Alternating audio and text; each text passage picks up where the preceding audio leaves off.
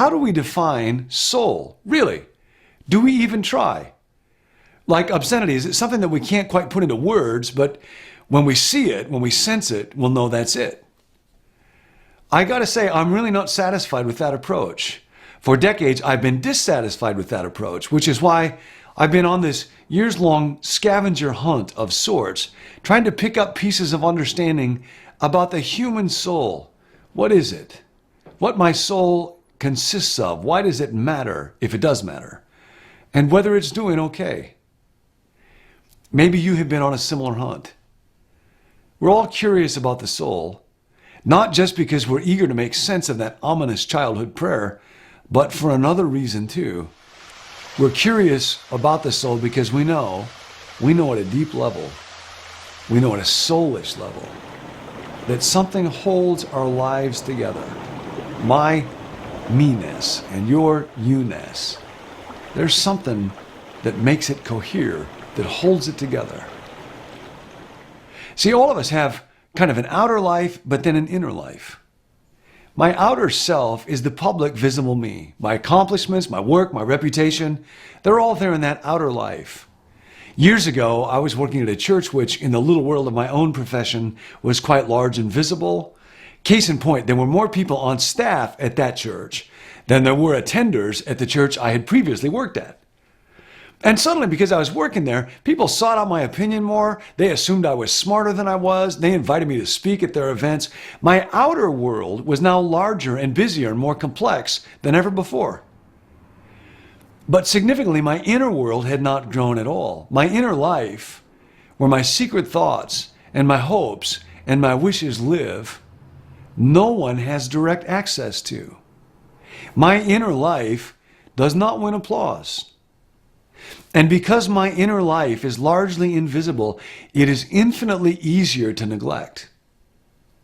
I kind of thought that such a large change in my outer world would bring a quick upgrade to my inner world. More fulfillment, more gratification, more peace, more sense of significance maybe. Instead, the very busyness, the very complexity of that outer world was almost like a private blizzard. Kind of made it hard to navigate my internal world clearly. It's hard to drive in a snowstorm. The storm almost always wins. More than 20 years ago, I met a teacher, a philosophy professor, and a lover of God who would become a very dear friend. He had written a book, and it was called The Spirit of the Disciplines, that was profoundly influential on my life. And I wrote to him, his name was Dallas Willard, and explained how much I appreciated his book. And very much to my surprise, he wrote back. This was like way before Twitter. Things like that didn't happen much. And more amazing still, I learned that he lived just a few miles away from where I lived in Southern California. And to complete my surprise, he invited me to drop by his house sometime. He was a very prominent person in the circles that I ran in. And to tell the truth, I kind of hoped maybe his prominence would rub off on me, maybe make me a little bit more prominent too. I found Dallas's home, tucked behind kind of a ramshackle picket fence in a little place called Box Canyon near the San Fernando Valley. He came to the door to greet me and said, "Hello, Brother John."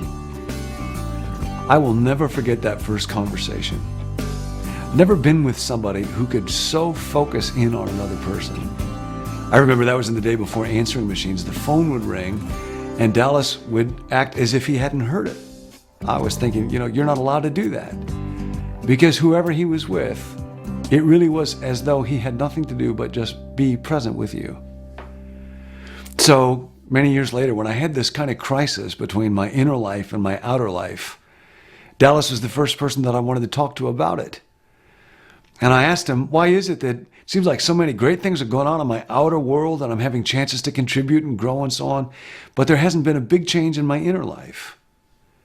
And we had a long conversation about the subject that was maybe most dear and near to Dallas's heart, and that is the soul.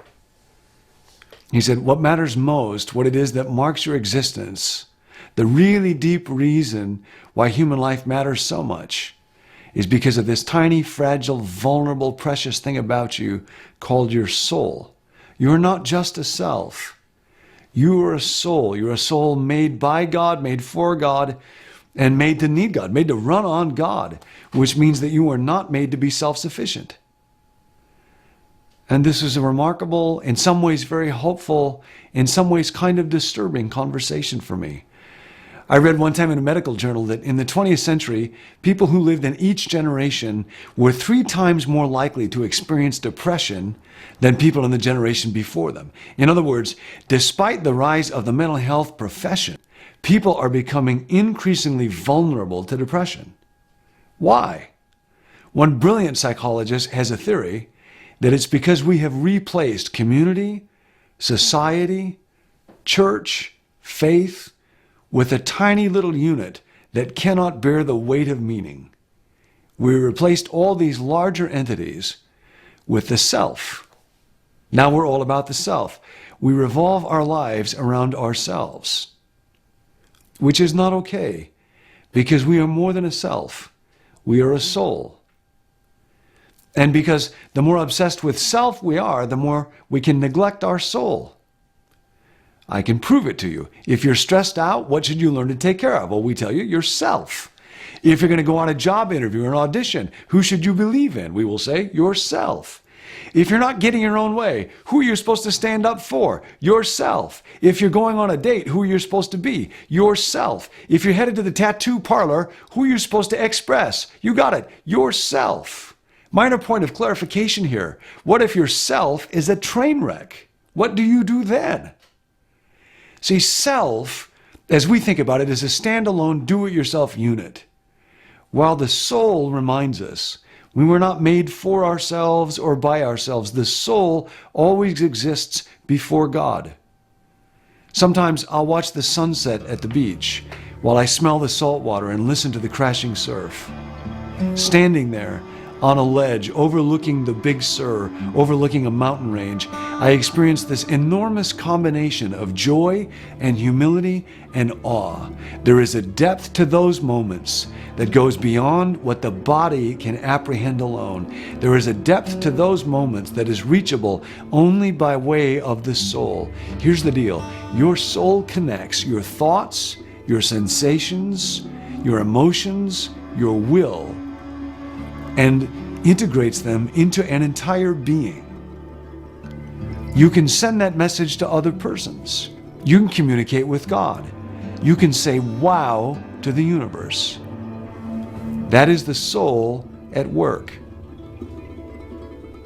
Dallas was a keeper of the stream, a professor of the soul.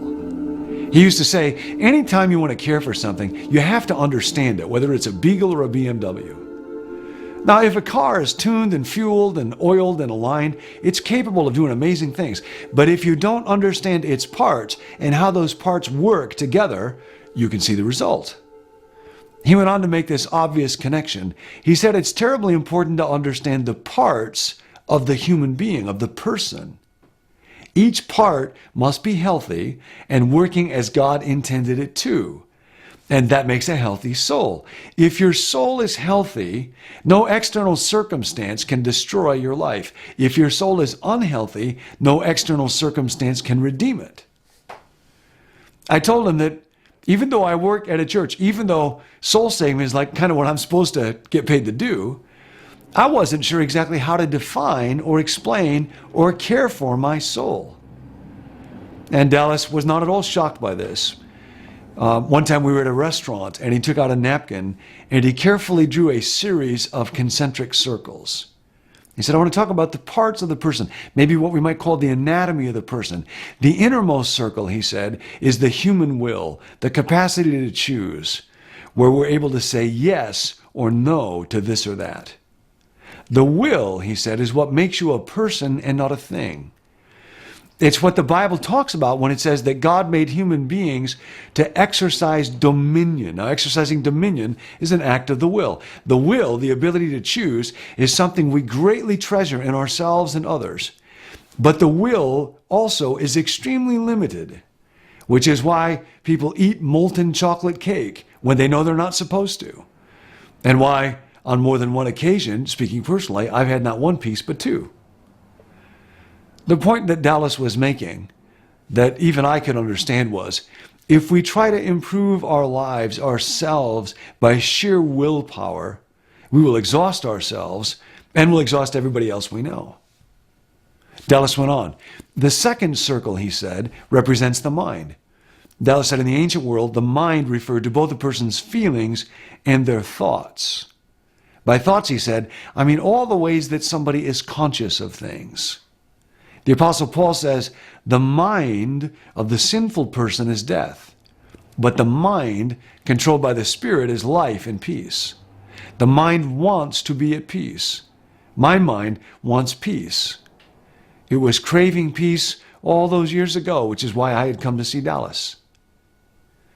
You always have to think you have to be someplace or be somebody else or accomplish something more to find peace, Dallas would say.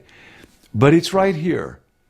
God has yet to bless anybody except where they actually are. And I'll never forget that line. God has yet to bless anybody except where they actually are. Peace is ours for the having, right here, right now, in a transformed mind. Then there was a third circle. Dallas said this one represents the body. He would say our bodies are kind of like our little power packs. We couldn't be us without them. They are filled with all kinds of appetites and with all kinds of habits. In fact, in a way, we can outsource much of our behavior, from tying our shoelaces to driving a car, to our bodies, so that our wills and our minds don't have to be occupied with things like driving a car or tying shoelaces. But they are not the whole story. We are not just the stuff that our bodies are made of. He drew another circle. And this one, he said, represents the soul.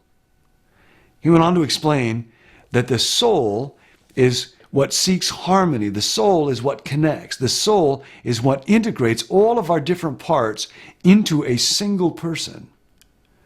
And that's why integrity is such a deep soul word. The human soul is what integrates our wills and our minds, our thoughts and feelings, and our bodies into an integral person, into a whole person.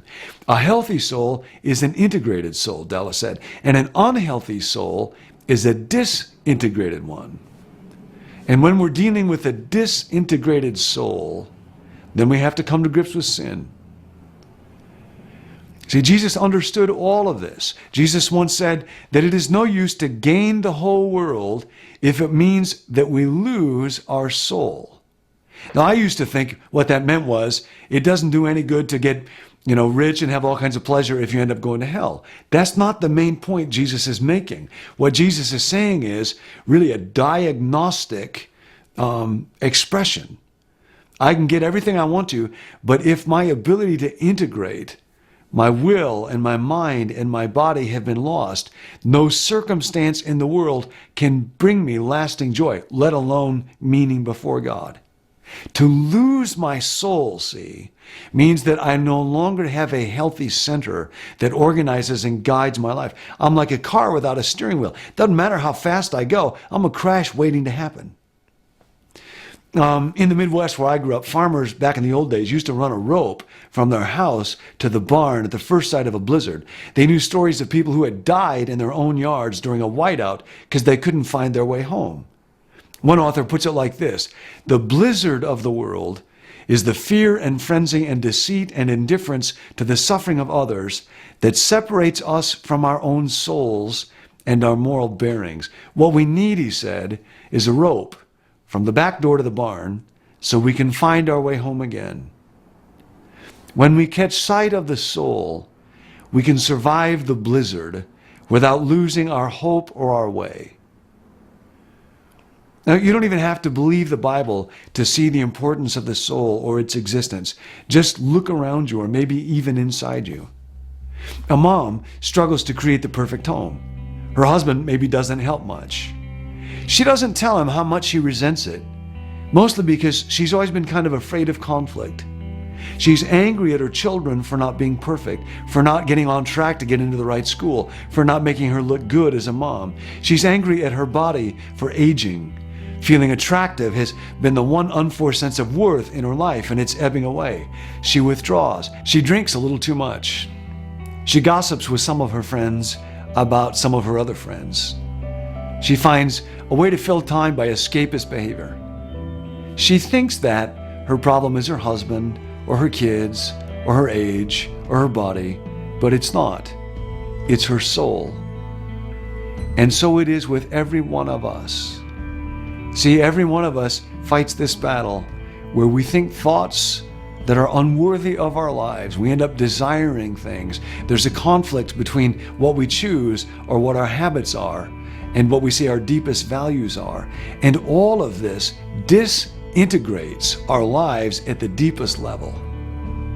This is what Jesus is getting at when he said, gaining the outside world does not help if you lose your soul in the process.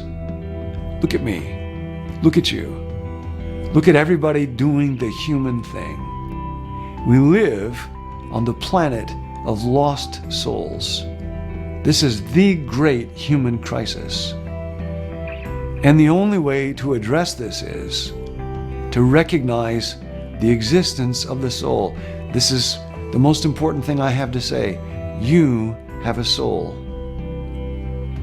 And for you to have a soul that is healed, that is healthy, that is redeemed by God, matters more than the outcome of any circumstance in your world or your life. Your eternal destiny rests on the well-being of your soul. And only God can heal a soul. I said before, we're kind of like people trying to make it back home in a blizzard, holding on to that rope. What does that particular rope look like? Well, it's attending to the soul. Nothing more, nothing less. Years ago, during a particularly busy season of ministry, I called Dallas to ask him, what do I need to do to stay spiritually healthy? There was a long pause. With Dallas, there was always a long pause. And then he said, you must ruthlessly eliminate hurry from your life. There was another long pause. And then I said, okay, Dallas, I got that one. Now, what else do I need to do? Because I don't have a lot of time and I want to cram in as much wisdom as I possibly can. And there was another long pause. And then he said, there is nothing else. He said, hurry is the great enemy of our souls in our day. He said, now there's a big difference between being busy and being hurried. Being busy is mostly a condition of our outer world. It's having many things to do. Being hurried is a problem of the soul. It's being so preoccupied with myself and what myself has to do that I am no longer able to be fully present with God and fully present with you. And the thing about Dallas, the wonderful, miraculous thing about my friend Dallas is he lived from his soul so deeply in the presence of God that when anybody was with them, they felt their soul come to life. One guy that I know used to say about Dallas, I would like to live in his time zone. Dallas said, there is no way that a soul can thrive when it is hurried. And nobody will come along and unhurry your soul for you. Nobody's going to sprinkle time dust over your life. You just have this one soul. And gaining the whole world will not help you if you lose it, if it disintegrates, if your little will and your thoughts and your feelings and your habits and your body and your appetite become at odds with each other and keep you separated from God. It really is true. It does not profit you to gain the whole world if you lose your soul. Caring for your soul, allowing it to flourish in God's presence and become a gift to the world around you, is the primary charge that faces you before eternity. Long time ago, a man named Horatio Spafford invested most of what he had in real estate. He lived in Chicago and he lost it all in the Great Chicago Fire, destroyed his home. He had no insurance, lost his money. Son had scarlet fever and died.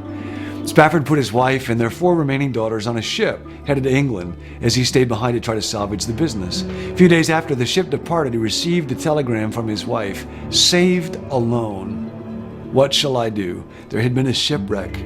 All 4 of their daughters perished.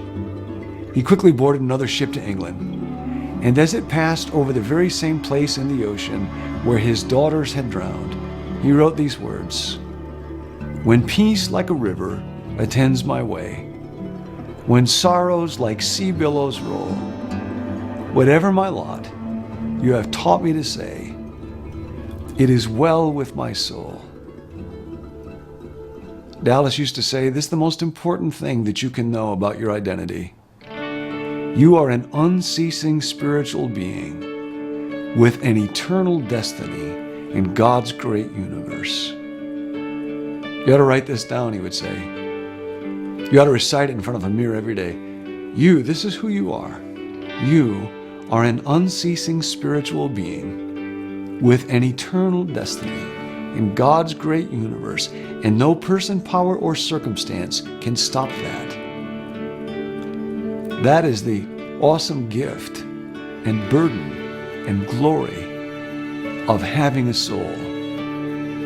Your soul will live forever, and you are the keeper of your soul.